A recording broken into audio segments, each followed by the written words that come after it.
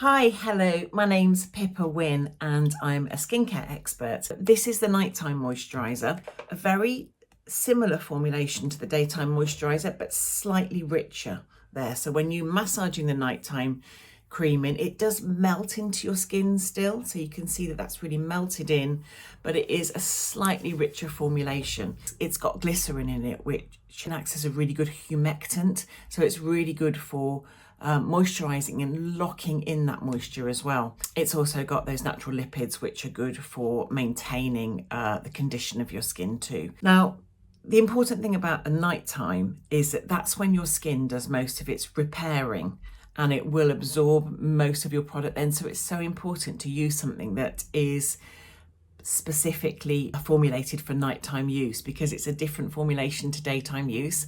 So use that one at nighttime and it'll just be doing its work whilst you sleep. So I hope you'll join me in becoming a fan of this power-packed ingredient. See you soon.